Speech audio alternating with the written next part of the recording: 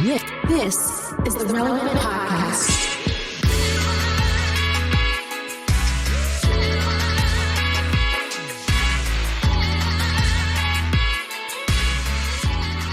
It's episode 1192, and it's the Relevant Podcast. It's a lot of podcasting, by the way. It's a lot. I'm here in Orlando. I'm your host, Cameron Strang.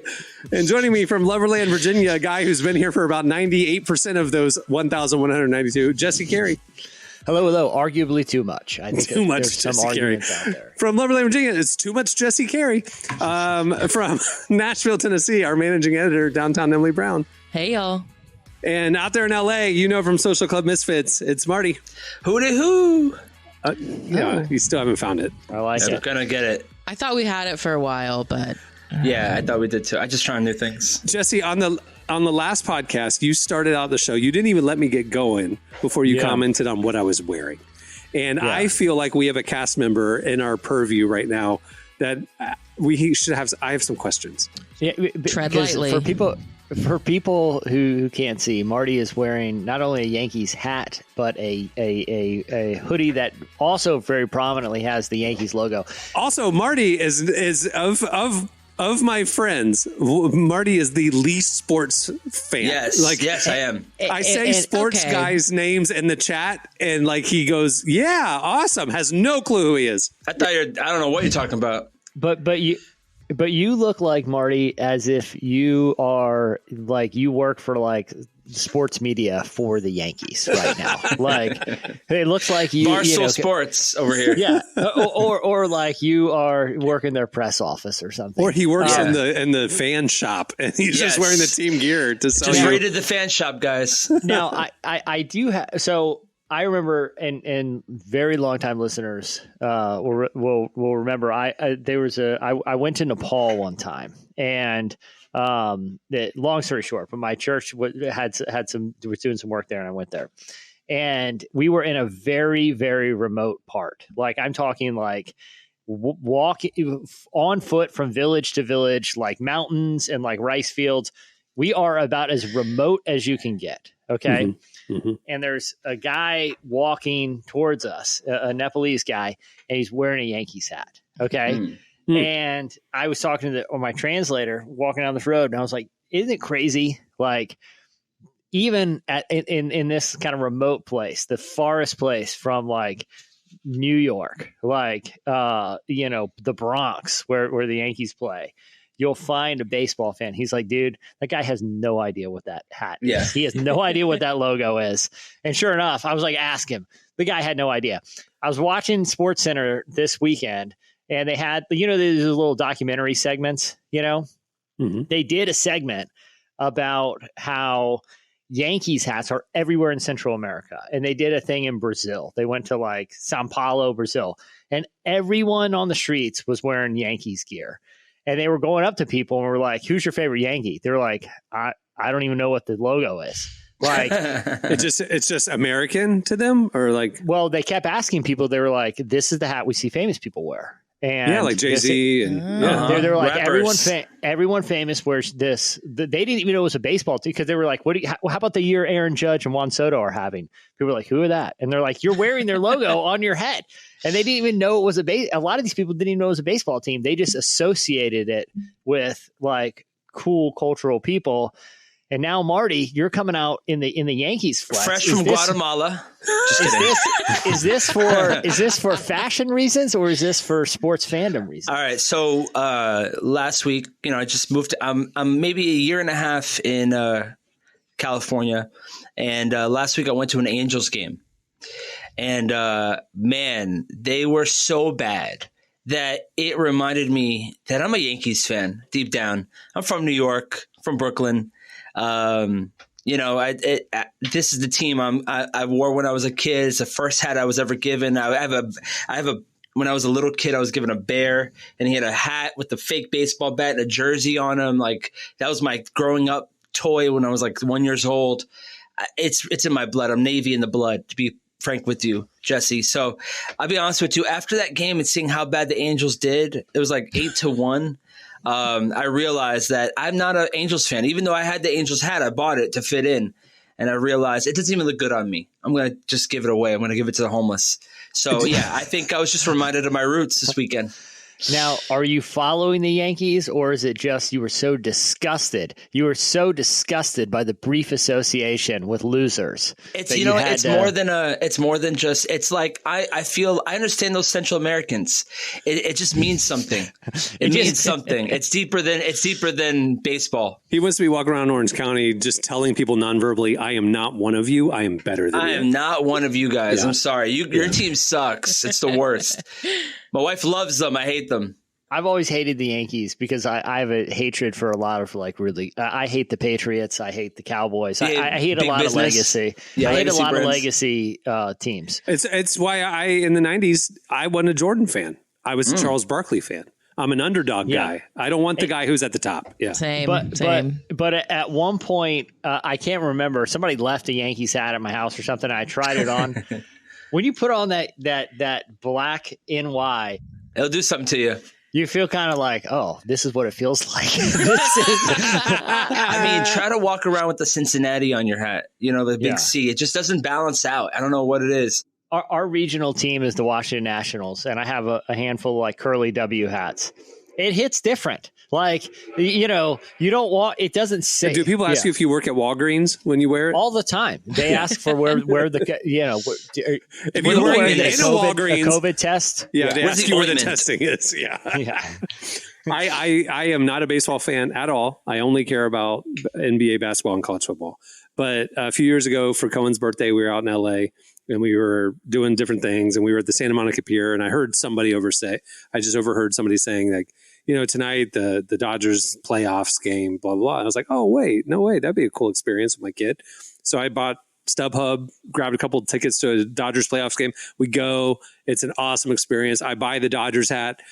And so I have the Dodgers hat, but I've never worn it out in public other than at that game. I will say the Dodgers hat and the Yankees hat are about same level. Yeah. Then you have the next tier of, and this is just for fashion reasons, not sports reasons. And Emily, I'm interested in your perspective on this because the elite tier of just cool, and it can transcend hip hop culture, sports culture, is Yankees Dodgers. The next level is what I feel like is indie rock roadie guys.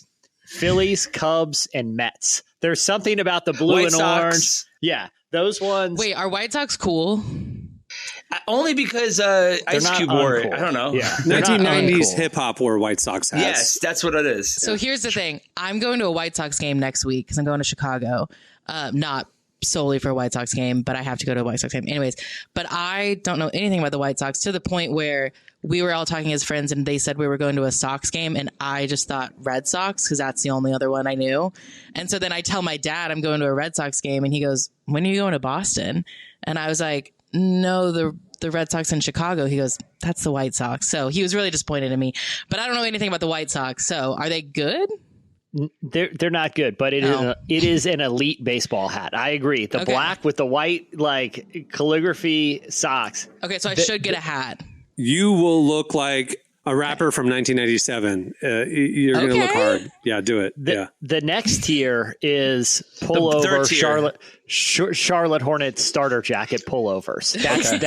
That is a tier all into itself. Do you guys hear that? I'm sorry. Did you just go into space? SpaceX? We all heard that, Jesse. That was a fighter jet. Oh wow, that was a UFO. You can't tell me. No, they have. There's an airbase. There's an airbase right near us, and they are doing some hardcore training exercise. That's wild. I've heard it many, many times over the years, but never that loud and that quick. That sounded like it was right next to you. Yeah. If I had a kid right now sleeping, I'd be so upset. They're flying exceptionally low. Take that for what you will about the series of global events happening and the training they're doing out here. But they are flying very what are you implying for real? I just saw Civil War. Tell us more. That well, there's been conversations around. I mean, do you really want me to get into it? Yeah, if you're telling us that there's something globally about to go down, please I'm just tell saying us. They're doing really low. They're doing really low flight patterns, and generally that means preparation for urban warfare, where you fly literally below radars. It's not standard training. when you have fighter jets doing that level of. How do we make a joke and get out of that? Good Lord. Well, that's what I was saying. Do you want me to say the real thing? Here's the thing. I feel like as soon as you said that, I was fully prepared for like SWAT to come in and just like take you out. Like you're not supposed to be saying this on a podcast. No, I mean, they're not making any secret of it. They're flying. It's like Men in Black. You didn't just see that. And the guy just shows up. Yeah. Jesse's the guy who texted us during the pandemic. My cousin works at the Pentagon. He told me that you need to get water now. We all got that text. We need to get water now. No, we're used to fighter jet noise, but they're flying exceptionally low. Yeah, that was wild. Wow. Shook the building. Well, it really did. I mean, literally, car alarms have been going off and stuff. Wow. Holy cow. Yeah. And they have actually, there are laws around here. They're not allowed to break the sound barrier until they're so many miles out to sea because it can literally shatter windows. Oh, wow. Yeah. And in Florida, we have insurance companies don't want to insure homes because of potential hurricanes. In Virginia Beach, you can't get insurance because your windows will get shattered by airplanes. By fighter jets. No, That's no crazy. Lie. Yeah. That's crazy. One went a couple years ago, one guy, and nobody's hurt, so I guess we can't lie. It was because they take off right over the ocean front here, and then they go out to the Atlantic Ocean. You just see them blast out of here. I saw Top Gun. And one guy, she only remembers the shirtless volleyball scene. There's a lot of that down here too. There's a tremendous amount of that down here as well. Jesse, you should have told me that. I would have been there. I would have visited you way sooner. Join the military over here. A fighter pilot was coming into land after going back out, and something happened. They didn't ever really kind of release it. It's kind of all confidential. He had to eject, right? And the fighter jet landed in an apartment complex and blew up. Nobody was hurt. Like the fighter, the pilot, had broke his ankle or something in the ejection. You think you've had a bad day at work? Imagine like I had to eject from a $500 million jet. Like that is the ultimate bad day at work. Like I came in a little hot and I just had to bail. He wasn't hurt. Nobody was hurt. I thought you were going to say the bad day was that you come home from a bad day at work and there's a fighter jet in your apartment. Your dog got eviscerated by the fighter jet. No one was killed, but no pets survived. But I'm assuming like your insurance or whatever would cover that. Yeah, but you still don't have a home in the meantime. If you got to walk back into like the admiral's office and be like, my bad. You're working in your shop at Winn-Dixie and you come back out and you're like, what just happened here? So funny story. I thought that was the landing gear button. Common mistake. I didn't realize it would fling me right Sir, out. can you not put this in my record? I want to join the Blue Angels, please. I didn't realize I was just going to ghost ride this into an apartment complex. So easy mistake. All right. Well, we have a great show coming up. If the world lasts long enough for you to hear this episode, we have a great show. What? He's saying below radar urban warfare. I know. I just don't like that joke anymore. And this isn't like, he's not saying that we're training other countries to do that. He's saying our military is training to do that. I just heard another one. You're going to hear them all morning. We're going to hear them throughout the show. Wow. Great. There have been other shows where it's been like kind of more constant and stuff, and we've edited out. We've isolated the rumble and we could take it out and you couldn't really hear it that much. But these are way louder. So we're just going to leave them in. Everybody can enjoy what Everyone can enjoy the fear that I'm currently feeling. I'm not saying anything. They do all kinds of training. It's just abnormal to hear them flying this low. So do with that what you will. Now he's trying to put the genie back in the bottle. Yeah. He's the trying preppers are already getting ready. I don't have like inside knowledge here. I'm just saying this is very abnormal. And that was the speculation. I think you do though, because you are literally watching a fighter like leave the base. I mean, yeah. It's a little more inside knowledge than I do. Yeah. All right. Well, like I said, we have a great show coming up. We have the National Parks. They have a new album coming out today. They're very cool. I like. They're a great band to throw some songs on the summer playlist. Like, they're just good vibes. They're a good vibe band, you know. You're about to hear those vibes in a couple of segments. At the end of the show, we have your feedback, but stay tuned. Up next, it's Relevant Buzz.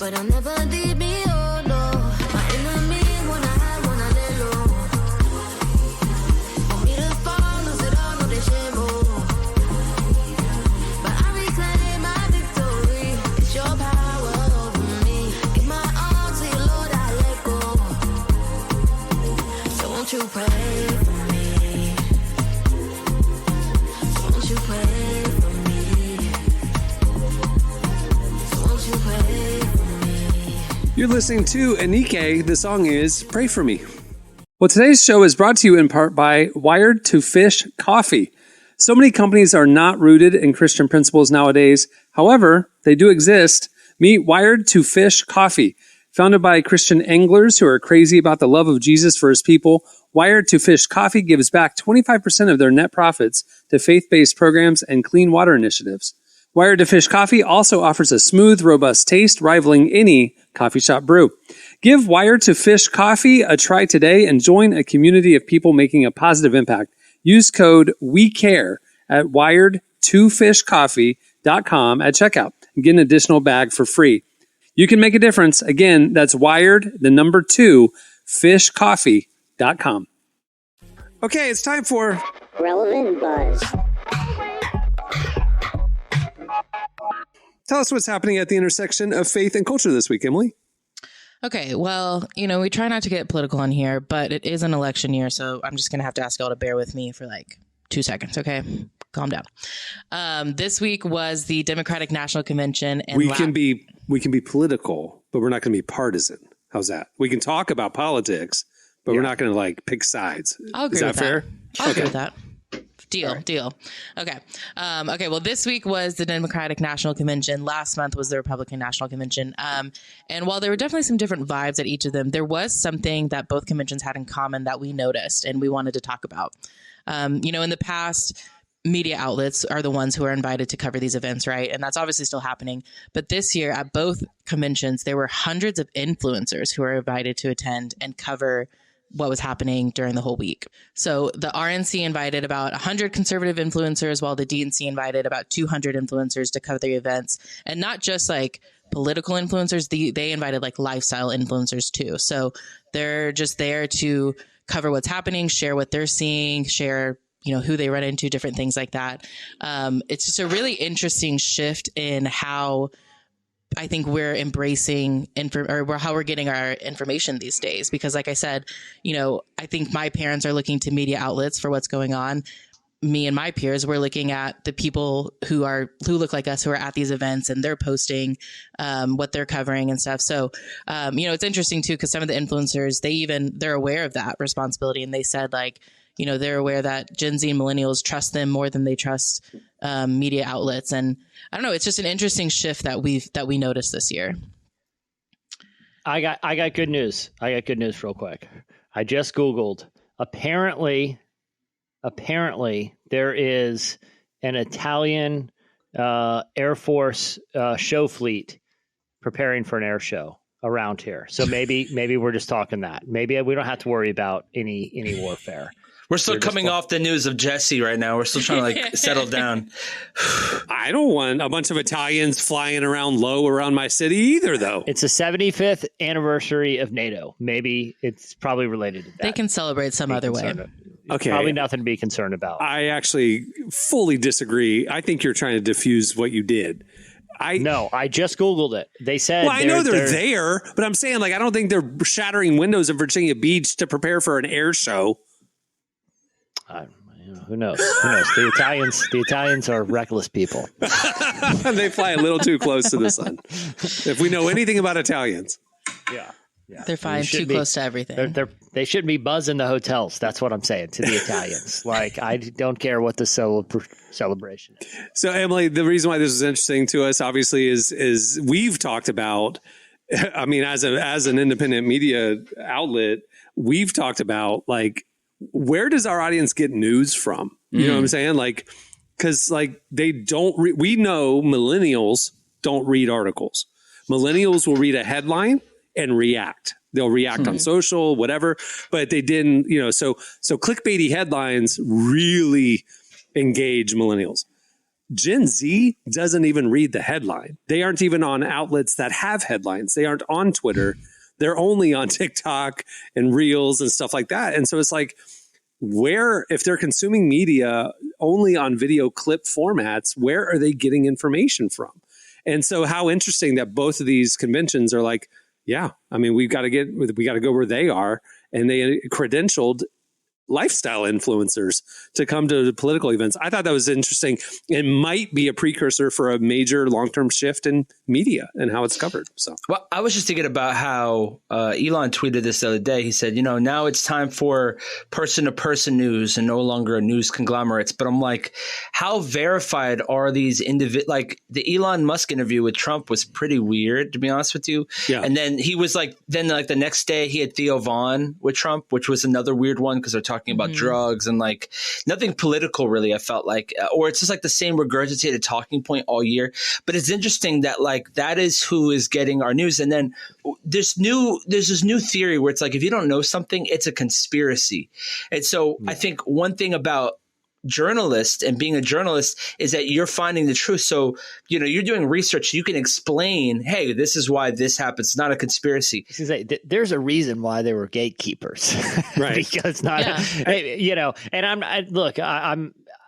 I'm a believer in the medium of podcasting in particular. I think it's a net positive, and I think people are more open to have crazy conversations.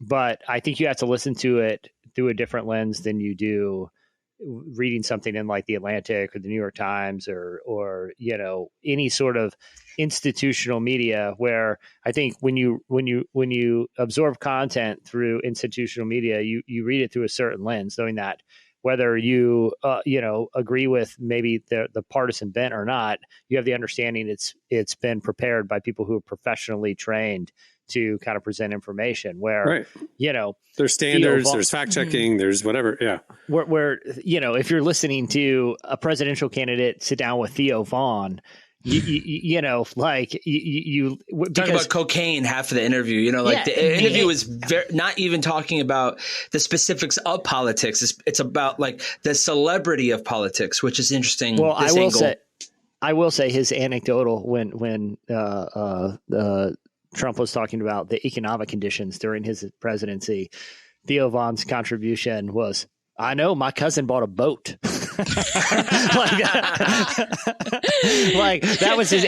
But in fairness to Theo Vaughn too, I mean, the week prior he had on Bernie Sanders for a long sit down. Yeah. You know what I mean? But I think you listen to either of those conversations with an understanding of, this might not be the most informative, but it at least gives me an insight to how this person interacts with, whether it's someone like, an Aiden Ross for the Nelk Boys, or, at least I think I'll say this, at least it, I feel like, helps understand the humanity of some of these people, because they're not sitting down for like a, CBS Sunday morning interview where they have their talking points. It's a little free flowing and it might not be as factual, but at least you get an idea of who they are. I think the good distinction is like there's conversationalists and then there's journalists. And I think both have important things to add to our context. But like you said, like a journalist, like they are intentionally trying to get information that is necessary for the public. Whereas, like you said, like a conversationalist is just like, I kind of want to, like, I think Theo Vaughn is a great conversationalist because he's always really interested in the people he talks to. I don't always necessarily learn something new or important from those things, but I kind of get just a better understanding of how this human works, which is important. But that doesn't inform me on, okay, well, what are their policies for when I want to vote in November? Like, I haven't learned anything from that. And I think they serve different purposes, and we just have to know going in, when you're listening to media, like you said, some people just, there's a different agenda there, and you kind of have to have like a different mindset when you engage with different media. But specifically about what's going on right now, what you're talking about before we move on to the next thing is the political conventions and the way that these influencers are covering them. If you follow, I followed a bunch of them and saw what they were posting.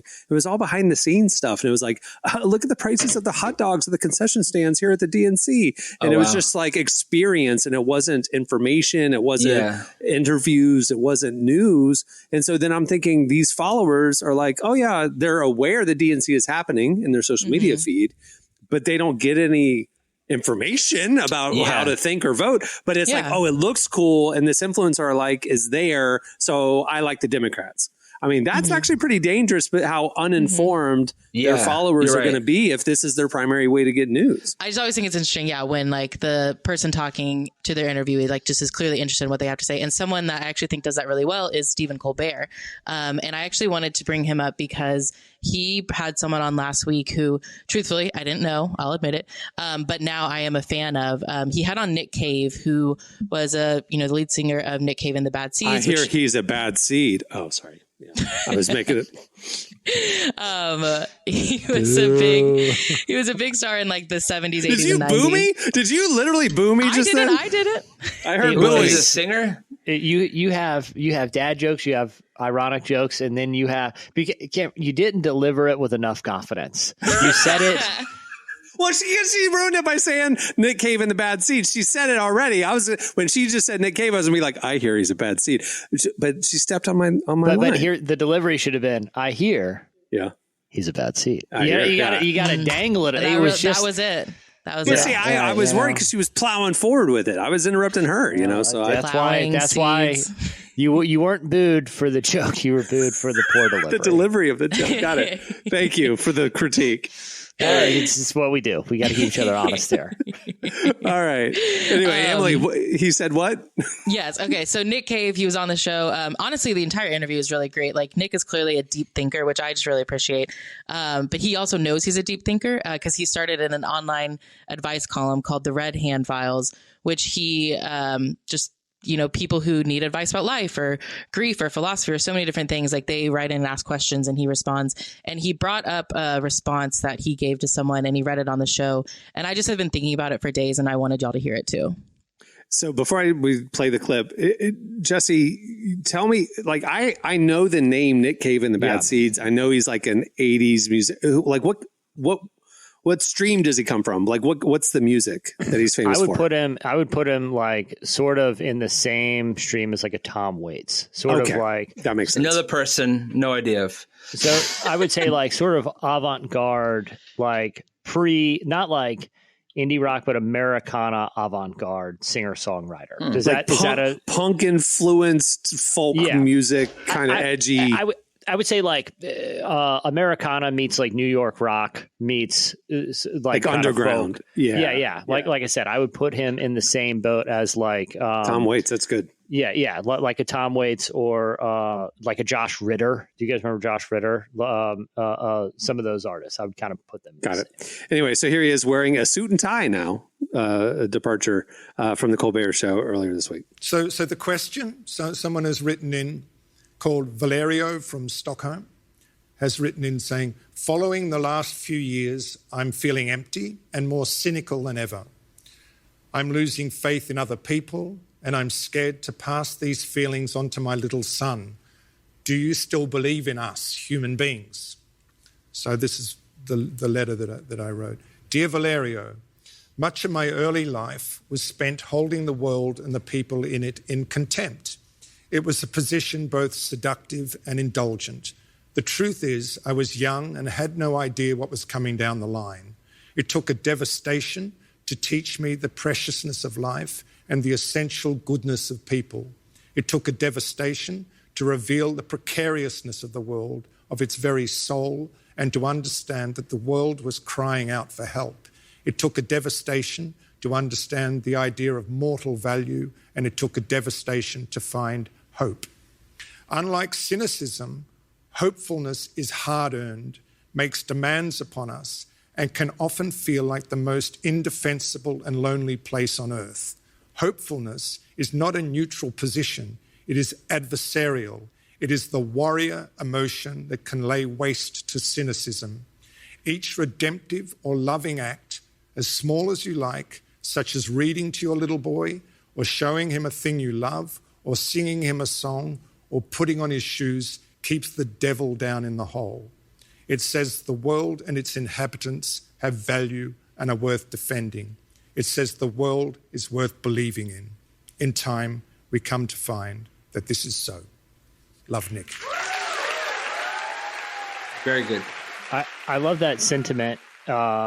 about hope. And I think, even if, people out there aren't like parents who don't interact with like kids and stuff, there is like a whole culture that I feel like is easy to ignore sometimes, that is full of joy and full of hope, and that is totally devoid of like anger. Like, right. Do you guys know the Savannah Bananas? Like, I love them. They just came had through to deal with town. TNT. 5 Friday night shows. I just performed and they performed the day before. They're huge. They sold the whole stadium. They're on this world tour right now. They just came through town. I had 5 different email accounts trying to get in a ticket lottery, because in order for the privilege of buying tickets, you have to win a lottery. It's basically baseball's Harlem Globetrotters.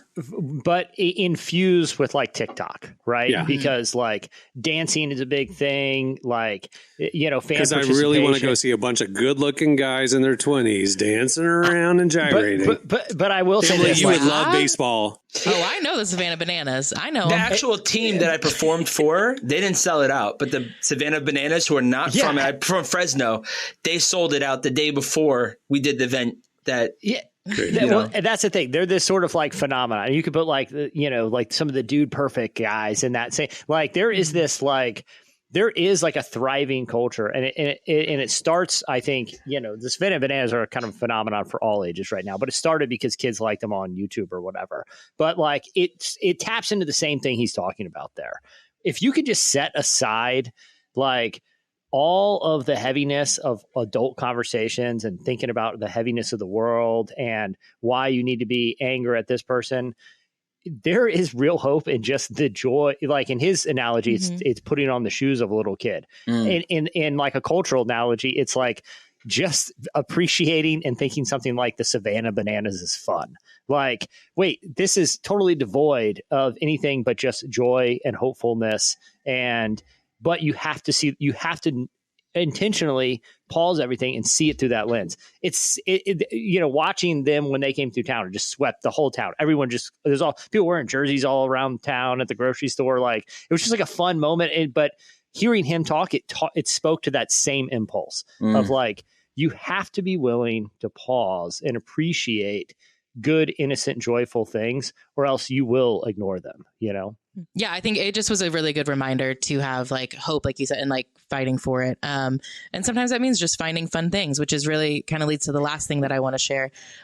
We found this really cool video last week. Really, really cool is in air quotes. I mean, it's cool. It's a fun video. I receive. I'm seeing the world through banana shaded lenses right now, and I will believe this is cool. Jesse, I actually think you are going to really enjoy this. So there's this guy online named Matt Glocky who basically covers popular songs as other popular artists. And he did one last week where he covered Foster the People's song Pumped Up Kicks as if Chevelle did it. Jesse, can you give a brief explainer on who Chevelle is? Because I feel like you're the perfect person for this. We covered them back in the day.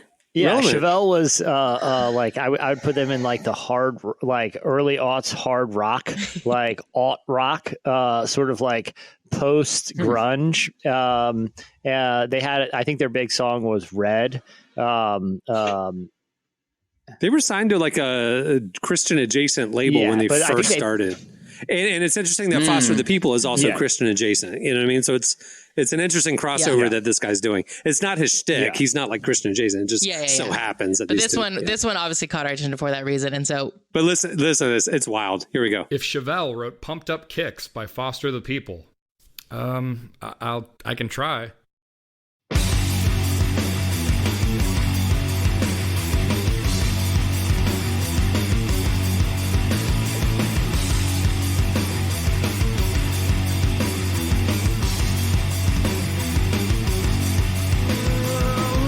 Got a quick hand. He'll look around the room, he won't tell you his plan with a rolled up cigarette hanging out his mouth. Like He's him. a cowboy kid. Yeah, he found a six-shooter gun in his dad's closet with a box full of things I don't even know what. But he's coming for you. Yeah, he's coming for you.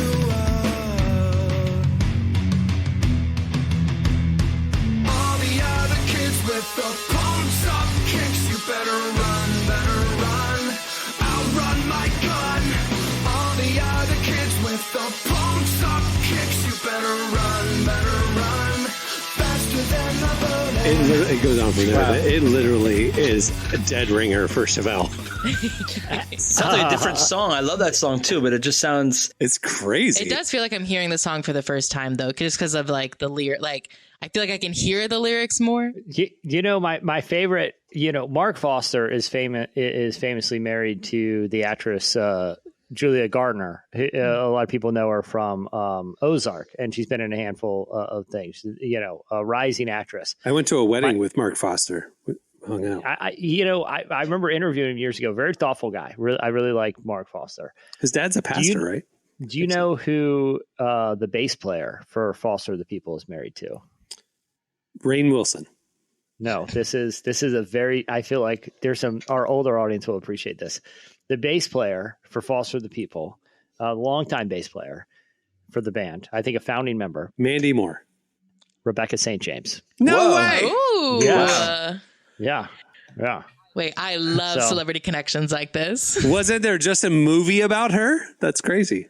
There was. Isn't that an interesting random crazy. connection? I'm never going to forget that. I will forget a lot of things in my life, but I will never forget that. The bassist of Foster the People is married to Rebecca St. James. Celebrity relationships, that takes up far too much of my brain, and that one's going right there. Who connects to, right, the other band for King and Country? Is that same one? Is that same band? Yes, Yeah, yeah, for Ricky Country, St. that's James it. Brothers. Yeah. So for King and Country is one step away from Foster the People by marriage. There you go. They are in-laws. Literally. Jesse went to college with One Republic. Wow. I did. And you know what's funny? I ran into what's his name? Ryan Tedder. You know, I had gone to I can't remember what band it was opening for One Republic, and I wanted to go. And I was with some people in Roanoke, and I ran into Ryan Tedder at a restaurant after, and we talked about ORU. I mean, and all our mutual friends for probably an hour, and just kind of caught up. Yeah. Okay, so here's the thing. Ryan Tedder is connected to Taylor Swift, so I'm going to need you to make that connection now. Wait, what? Well, like he wrote songs for her? Yeah, he worked with her in 1989, so I'm going to need you to reestablish that connection. Whether you're a One Republic fan or not, Ryan Tedder has written most of the hits. No, of the he's last the 10 biggest years. guy in the world. 1989 is like commercially her biggest album ever. So thanks, Ryan. That dude is a genius writing pop hits. Yeah. All right. Well, that'll do it for Relevant Buzz. Make sure to check out relevantmagazine.com every day, where we are covering the intersection of faith, culture, and everything in between. Thanks, Emily. All right. Stay tuned. Up next, the National Parks joins us. I don't make time. Lately I've been hooked on you. Someone save me. If it's Jesus, he's not coming soon. I don't feel like anyone could just do. You're listening to Jack Boyd. The song is Jesus Saves. Well, today's show is brought to you in part by World Vision. We all subscribe to a lot of services that make our lives easier and more entertaining. But as followers of Jesus, we should want to seek first the kingdom of God in all areas of life, including our spending. That's why I'm so excited about a new kind of subscription through World Vision. Not one for myself, but for others. It's called Believers for World Change. And when you sign up, you're joining a community of change makers working to help end extreme poverty around the world and here at home. World Vision is a Christian humanitarian organization that works with children, families, and communities to reach their God-given potential, focusing on things like gender equality, spiritual nurture, and access to clean water, education, job training, and healthcare, so the entire picture of poverty can be addressed. Let's subscribe to something new together. Subscribe to World Change today at worldvision.org. Again, that's worldvision.org. Well, today we're joined by indie folk band, the National Parks. The Utah-based band is, like Jesse said, the perfect artist to add to your summer playlist. And today they're dropping their new album, Wild Spirit. We sat down with members Brady, Megan, Cam, and Sydney to find out more about the project, which is all about their surprising spiritual journey. Here's our conversation with the National Parks.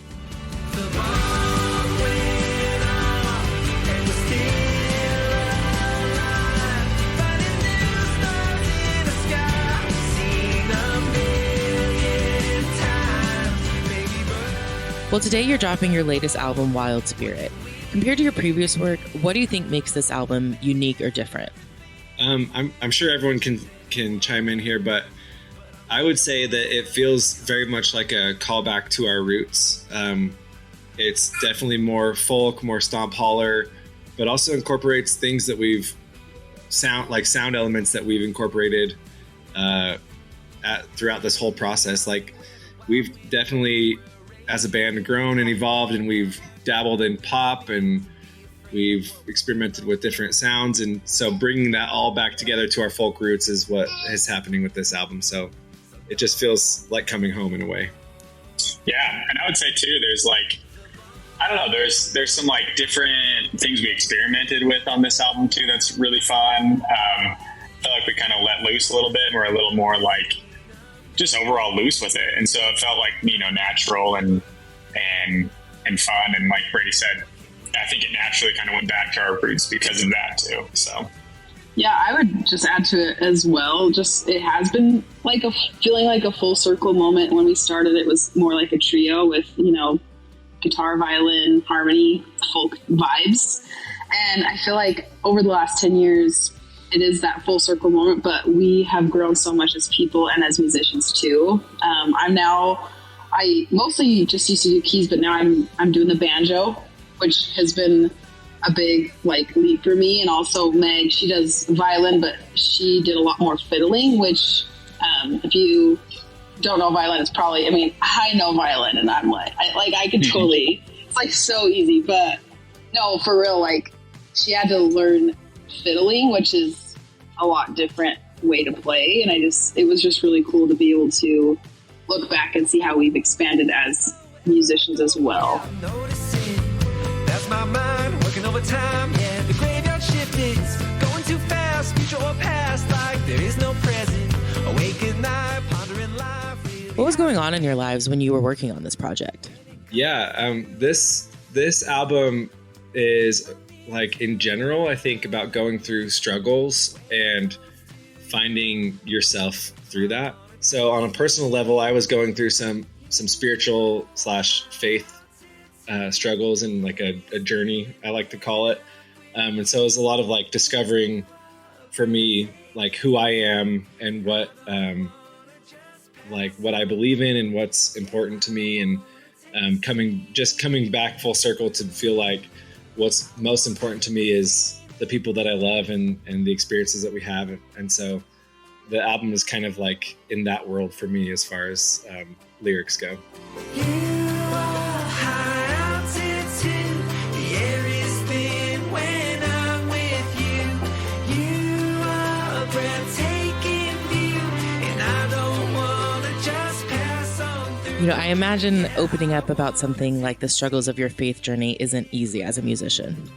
I think some topics are easier to be vulnerable, easier than other topics. And for me, this topic specifically of going on this faith journey, I would say is something that was not very comfortable for me to be open about.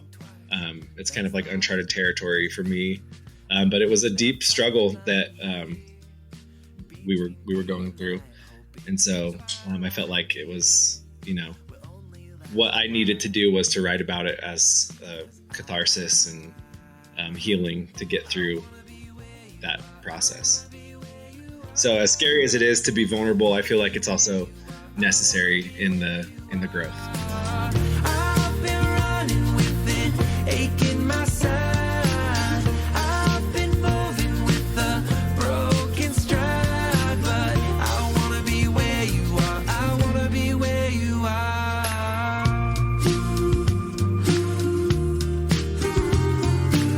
Yeah, I've been hiding in the low light. I am curious, how has faith played a role in your careers before this project? Yeah, great question. I think faith is a huge part of all of our lives, and I think it has played a huge part in our music. Even this album, with kind of being uncertain about beliefs and spirituality and what all that means. I think no matter what, we want our music to be uplifting and inspiring. And I feel like a lot of that comes from how we were raised and our faith and belief in something bigger than ourselves. And so I think no matter what, like, it'll always play a big role, having hope and having, a faith in something bigger than us, for sure. Being outside, and I think this is kind of for all of us, like in nature, is something for me personally. I've had some of my most like spiritual moments in just beautiful outdoor places. And so I think that that's something that we try to do too through our music, is like,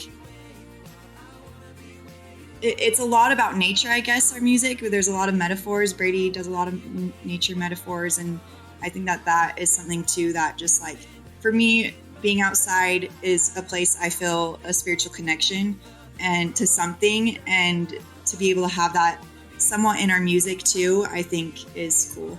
Yeah. And I think too, also like faith plays a big role in just who we are too, and just like what we're trying to accomplish, you know, like you said, I mean, it's been 10 years and we just have faith that like, when we just keep going, you know, and like keep reaching people and having that faith that like, you know, that we're part of something bigger than, like what Brady said, bigger than just ourselves. And, you know, that faith that just keep going and keep reaching people. Yeah. And I actually was going to agree with what Meg was saying with the nature role in our music. I feel like whatever your faith is or belief is, I feel like we really are fans, and the people that we're, I guess, like reaching are those people that feel that common thread of like something more, like something bigger. And we say it every time we go to a show, like there's just that feeling when you're on stage and you're playing the songs and you're like feeling something with the crowd, that it's like a room full of strangers, but you can't really like explain it with words, but it's like this energetic pull. And I feel like that is like, I don't know, something that we strive to reach more and more people and just like kind of grow that feeling. And to me, that's like what spirituality is. And like, kind of along with what Cam's saying too, that faith of just like, we don't know what we're doing sometimes, but we're just going, like, we're just building it, because that's like having the faith, I guess.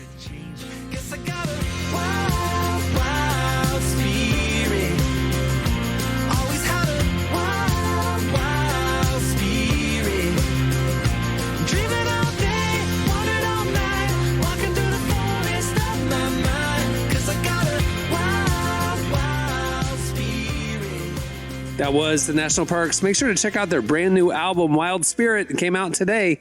Go get it. All right, stay tuned. Up next is your feedback.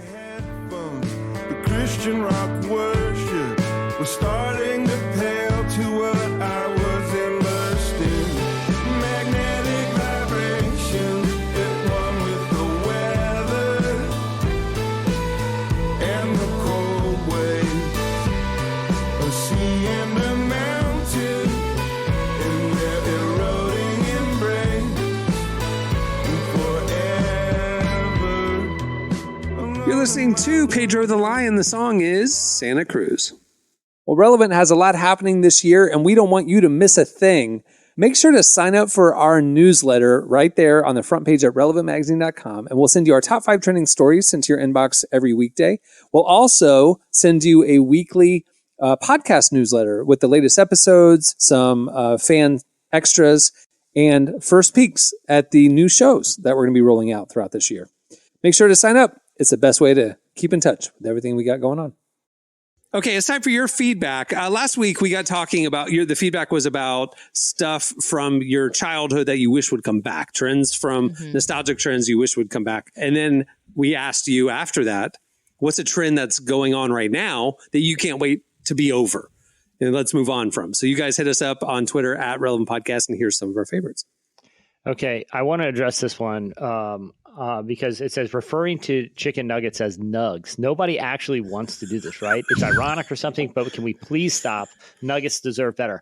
I will take nugs because they're my daughter is a rising Swiftie and my son loves Patrick Mahomes. So anytime something Chiefs related is on TV, they get very excited. Andy Reid, the coach of the Chiefs, is in a commercial I think it's for her. I can't remember what even the product is, but he's sitting across a fast food restaurant from someone, and he reaches over and he goes, "Give me some of them nuggies," and he steals the person's nuggets. I will take nugs. Like every time I look across my living room of my house, and my wife, even if we have friends over, they're like, "Did he say give me some of them nuggies?" Like for some reason, it's just very unsettling. It is very. I would take nugs. There's something just that really disturbs me. So you're saying you're fine with nugs because at least it's not nuggies. Yeah, Andy Reid has I agree ruined with that. Nuggies. I get that. Lesser two evils. I like it's Chad 87 said, saying I'm on my way when you're still at home, just being honest. I'm glad you brought that one up. Because here's the thing. I do hate it when other people do it. Now, do I do it myself? 100%. But I get really annoyed when other people do it because I have about 50 friends' locations on Find My Friends. And so I can see when they say they're on their way, and I'm like, I know for a fact you are at your house. What is more annoying, that or when somebody says, "Sorry, I'll just be 1 sec," and they're actually 5 minutes late for a podcast? Ooh, I'm turning it up. Yeah, that's such a Latin thing, man. He did say he's on my way. I'm on my way, like, and then he shows up 5 minutes later. You're like, I'm pulling in right now. You're not. You're like 2 lights away. Like there's a certain etiquette for it, and it's we call it in Miami. We call it the ish. I'll be 7-ish. It's like you don't know what that could be. It could be anything. It's the ish. My thing is like I have their location. So it's like I can literally see that you are 25 minutes away at your house. You know what I mean? Like it's one thing to be like, "Hey, I'm on my way." And it's like, okay, you're at least halfway there. You're not on your way. You're still in your pajamas. You know what I mean? Like, don't tell me that. Wow. That's why I get annoyed at. I share my location with one person, my kid, and and he literally, when he gets out of school, he'll text me like, "Hey, where are you?" And I'm like, "I'm on my way." And he replied one time, "I see the car still at the house." Dang. And I was like, "Dadgummit, I forgot about the." I'm going by foot, wise guy. Yeah. I'm on the scooter. But I had left my desk and was walking to the car, so I was actually on my way. I just hadn't gotten in the car yet. Anyway, now I don't do that anymore because I know I'll get called out by my kids. See, my 2 love languages are celebrity knowledge or sharing celebrity knowledge with me and sharing your location with me, which is why I generally have, I have my best friend's mom on Find My Friends. Like I love having people's locations. It makes me feel so weird. It's so fun. It's so fun. I love checking on people, making sure they're home, making sure they're safe. What if one of your friends is not at their house, but at a boy's house? What would you do? That's happened. Yeah, absolutely. It's happened. Oh, one of my friends was at her ex-boyfriend's house and I texted her. Oh, and she was trying to back out of it. I said, "No, I know," this is like when we lived in a small town. So I was like, "I know whose house you're at right now." And yeah. See, this is seems like, not that we're that far in age. Not like I'm born in the 1920s or something, but like this is like one of those massive generational things that people born, about a decade apart, would be incredibly uncomfortable with people just knowing their location or looking at other people's locations. For like another generation, it's pretty normative, It's very normative. Emily's like, since the Patriot Act, I've been really in finding out. I'm going to read this one from Sophie. She said, posting, I like doing this. Posting every single meal on Instagram. We get it. You eat food. Yes, I understand. I agree with that. But some of my favorite restaurants have been found by people posting certain foods like sushi or a burger or a steak. I'm like, oh, where'd you get that? And it's weird though when you have friends that are like, I don't want to blow up the spot. I'm like, you don't want to blow up the spot? Chicken wings. What are we talking about here? But there are people who do that. I'm just trying to get some nuggies. I don't see. I feel like that was early Instagram when everybody was like, "Here's what I have for lunch." It's gonna be a story. I don't see that as much anymore. Story, right? Yeah, I see it on stories. But there's some restaurants that I've seen in Miami that I'm like, oh, where is that? I would love to go to this garden, rainforest chic restaurant. That's how I found it. It's called Rainforest Cafe. They have a dinosaur out front. I love that, and I've been kicked out of 2 of them, but I love it. I love one of my favorite restaurants. I tried to shoot a music video at one. They didn't like it. Sawgrass Mills in Florida. I think what it needs though is more mundanity. Like, show me some nuggies. Show me the money. It kind of goes together. Show me the nuggies. I'm more into it's like the stick review Instagram that's really big. It's like people reviewing sticks. That's a good stick. You are on a different social media. We have a different algorithm, man. I'm stalking my friends' occasions. He's You're on looking dad at algorithm. He's on the STEM you guys algorithm. don't That's know what he's on. No, it's like people will find cool Oh, yeah, sticks or just average sticks. I have been seeing that. And be like, all right, this would make a good walking stick. I can honestly say I've never had a stick in my feet. I've seen it, Jesse. Or I can make a crossbow. I can make a crossbow out of this one. Or look how durable this it looks stick like is. a gun, or it looks like a machine gun. And it's just like, and it's just an Instagram where people review sticks. Like they were like, this is like an all-time stick. Like that's literally the it post. looks like something, and they're like, this is a good stick. Like God, that's a great stick. I love the internet. It's a very guy thing for sure. like each month they have like nominees of like the best stick that they found, the best stick of the month and stuff. Yeah. So you're saying you want the stick? I want more mundanity. Stick feed to go over to the food feed. I don't need your fancy food. I want. You don't respond to any text messages, but you're on a stick review on Instagram. That is true. He does not respond to text messages. He's too busy looking at sticks. That's amazing. Yeah, it's like there's a lot going on out there. He's literally. I can see like his. I'll go on Instagram or TikTok and be like, Jesse Carey was just active like 6 minutes ago, and like he's in there looking at sticks, but he's not answering any of his texts. And there's a lot of them. Like I follow the page too. One looks like a sword. Like it's just the way that the stick is shaped. It's odd, and they collect them. There's one guy who has a whole wall of them. It's easy to get distracted. There's a guy who has a whole wall. Have a lot of good there's a guy who's a whole wall, and it's all his like. He's like the stick. Yeah, sticks. Yeah. There's a whole stick review internet, guys. It's very true. I live in a state that doesn't have interesting trees to drop big sticks, so that's where you're wrong. Yeah, we don't have There's no sticks parks here. or I think nothing. you got to go to Appalachia to get interesting sticks. Yellowstone. Yeah. It's a travel experience for me to see big sticks. Anyway, here's this one. This is definitely from. You can tell who they're voting for. They're tired of global warming. I'm sorry. There's something we can't like. It's 101 degrees right here in California. Yeah. It's something I can't change. I'm sorry. It's nothing that we could. No, I do love that they're like, I'm so over this trend. It's like, well, it's not like it is a trend, but it's not like. It's not going to. I was watching this. I was watching this thing with the ice and how it's melting. I'm like, things are getting crazy out here. So over it. Let's go back to chillier. It's too hot. Well, Cameron, I do feel like if you were to find a good Florida stick, all you got to do is post your review, and hashtag it Stick Nation. No, for real, you might. Yeah, you might. I find interesting shells more than I find interesting sticks. I'm sure there's a shell community that you could join on Instagram. What's the review thing, Jesse? It's Stick Nation, so it's Shell Nation. It's at official stick reviews. If you're looking, but I don't have. I live on a lake. I don't have ocean shells. I have the most gargantuan dinosaur era shells of these Shell snails. Nation. Have you heard of like apple snails or whatever? They are snails the size of softballs. The shell is a snail shell the size of softballs, and birds with the long bills will eat the snail out of it and leave the big softball shell all over my yard. I have them all over. So if you want any weird shells, I can send them to you. I could post that. I'm stuck on the sticks personally, Yeah. but we're going to start sending in the group chat some sticks. I just looked that they are making a Stick Nation book. It'll be coming out. So you lie. You lie. Serious. No. People are going to put a book of pictures of sticks on their coffee table. If Kramer can make a coffee table book of, you're missing the review portion. There's a coffee table. Hey, this one would be great for hammering things, and it's like a stick that looks like a hammer. This one looks like a gun. Like that. That's like a face. Like the guy. One guy was like, it was shaped like this, and he was like, I really don't want to get rid of it. I feel like AI could just do this. It'd be like do a stick that's shaped like a tuba. And no, but these are real sticks. But you don't know. Fine. They could be AI sticks. These seem pretty real. Stick Nation don't lie. All right, that'll do it for last week's feedback. There's more where that came from. All right, it's time for this week's editorial question of the week.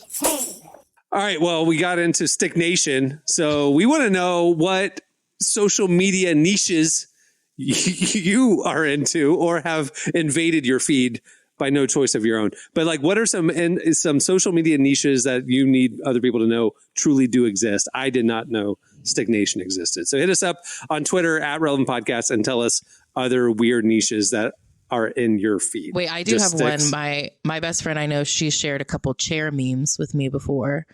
Chairs? Memes about chairs. Sitting. Are they funny?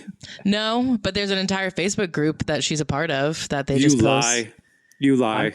We joined a lot of weird Facebook groups in high school that we're still a part of. Wow. But I mean, I've talked about this before. I'm part of a flat Earth group on Facebook as an observer, not as a believer. So yeah, not might have been you with the global warming. One other random one that I frequently find myself, being a rabbit hole is boat ramp. No, I follow that. I follow that, Jesse. I was watching a whole video. I was watching an hour-long video about it. Boat ramp mishaps. But it's not even like boat ramp catastrophes and mishaps. It's only. awful. It's also somebody trailering their boat really well. It's like, wow, that's a good boat trailering. Ramp culture on Instagram is huge, and it's not just one account. How many videos of that can there possibly be? There are webcams doing live feeds of public boat ramps, and they'll like commentate on it like it's a sports play. Yeah, it's so and funny. Some people do it really smooth, and it looks easy to do, and it's not. People lose their boats, they lose their cars, they lose everything. I watched somebody the other day. They got like 6 guys to lift the boat off the ramp because the driver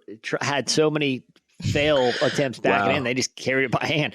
Boat ramp culture is big on Instagram. I saw one guy that the trailer went under it, lift, whatever, but the little thing to clamp the boat to the trailer had broken. So a guy at the end of his long boating day, I'm assuming fairly inebriated, decided to be the tether. So he put his body in the tip of the boat and held on to the trailer. I saw that one. That one made the round. Some boat ramp.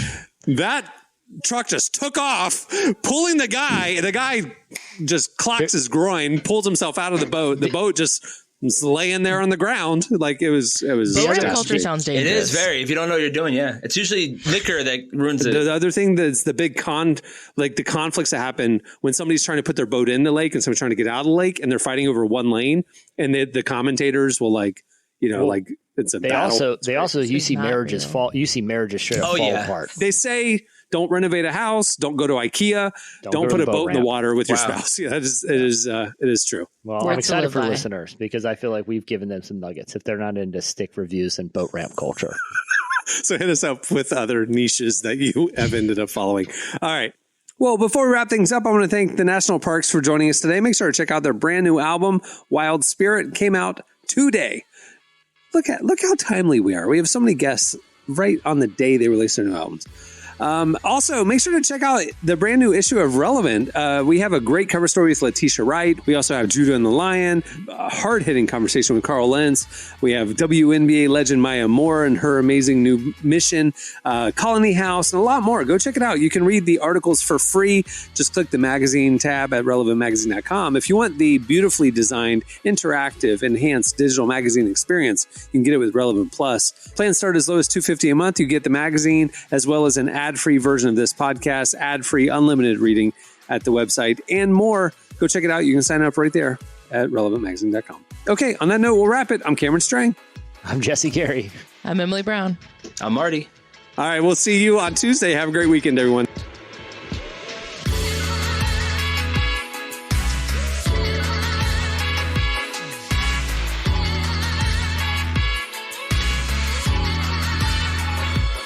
Thanks for listening to the Relevant Podcast. Check out our features, interviews, and news updates every day at relevantmagazine.com. And make sure to follow Relevant on Facebook, Twitter, and Instagram for the latest. For more great podcasts, browse the shows on the Relevant Podcast Network, which you can find at our site. And while you're there, don't miss the all-new era of Relevant Magazine. A new issue releases every other month at relevantmagazine.com.